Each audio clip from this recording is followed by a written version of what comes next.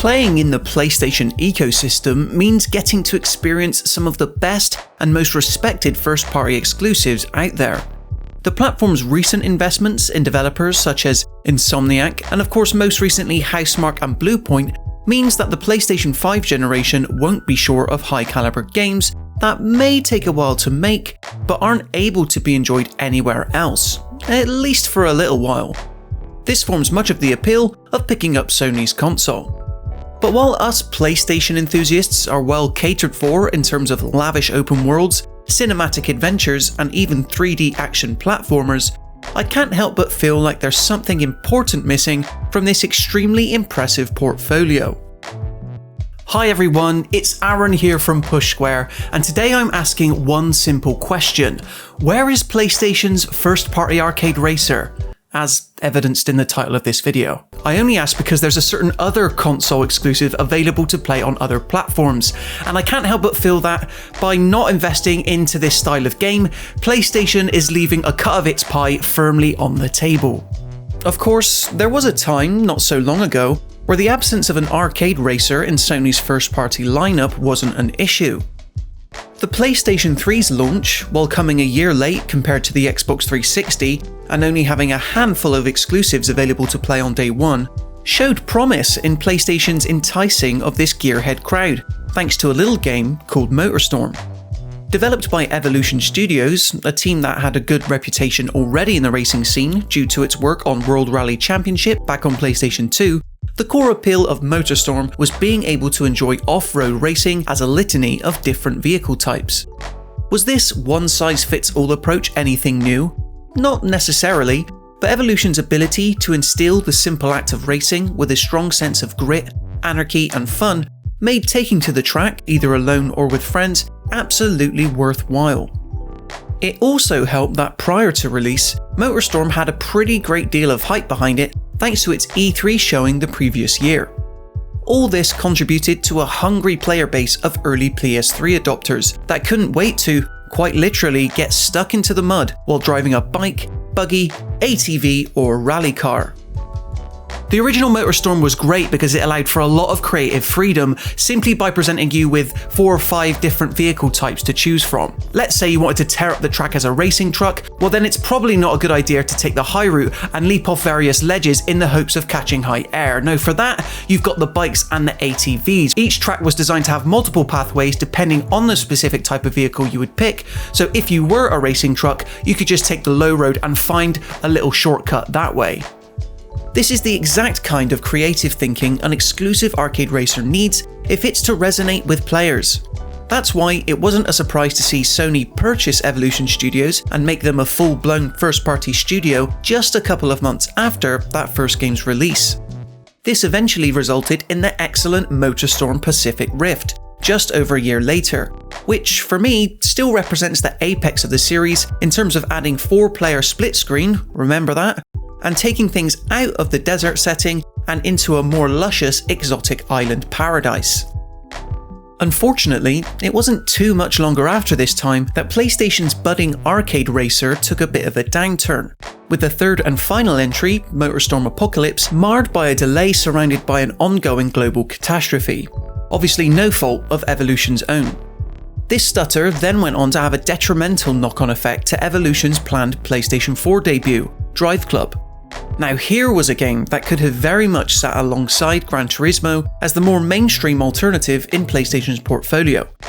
But ill-judged marketing and confusion surrounding a supposed free version with PlayStation Plus eventually saw it spiral out of control, to the extent that Evolution Studios was sadly shut down and Sony's future first-party racer prospects received a bad blow.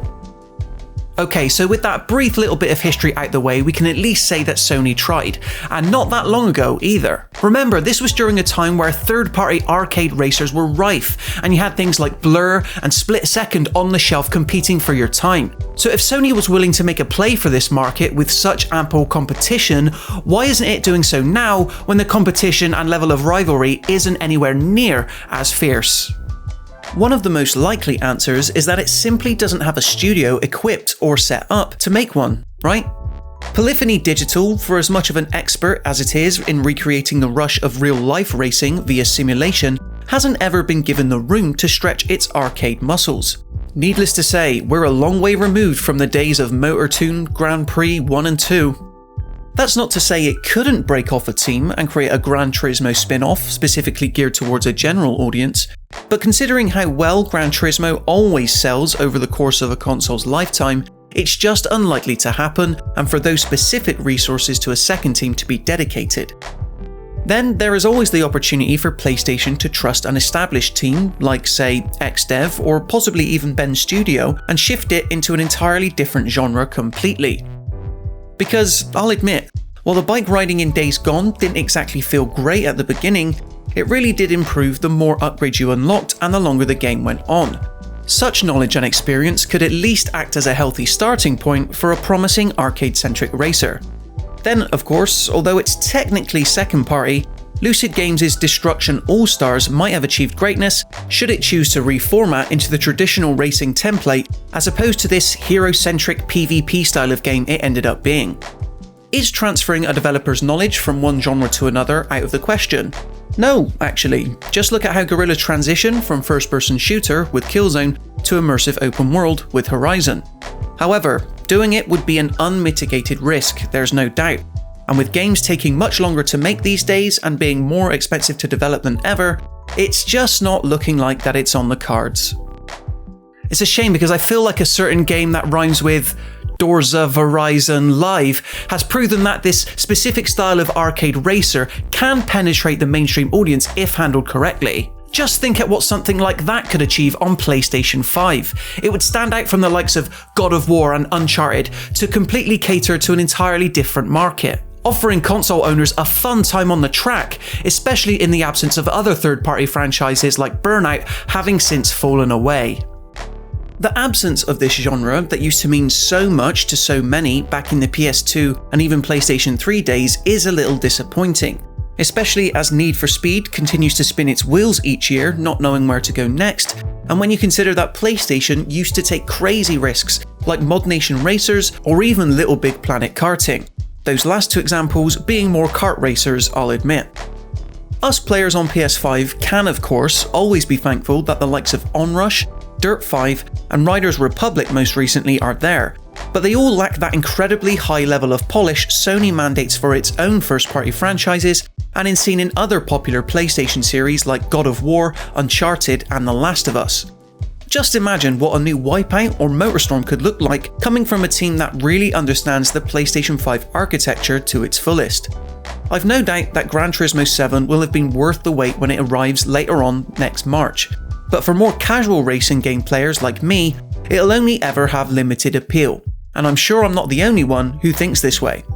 What's this? There is a new Wipeout game in development?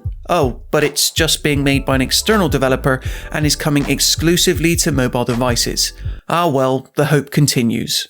So there you have it guys, in terms of my thoughts as to why I think it would be great for PlayStation to dip back into the arcade racing space and really add some differentiation to its first party game lineup. It's doing a lot of incredible things. Obviously we've got some exciting things coming on PlayStation 5, including the simulator Gran Turismo 7, which does look ruddy beautiful.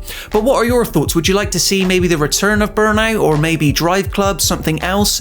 Maybe a little bit of Mod Nation Racers love coming back? No, let me know in the comments section below. I'm intrigued to hear your thoughts on this. Then, when you've done that, if you enjoyed this video, be sure to leave a like and show some love, and consider subscribing to the Push Square YouTube channel for everything else PlayStation related.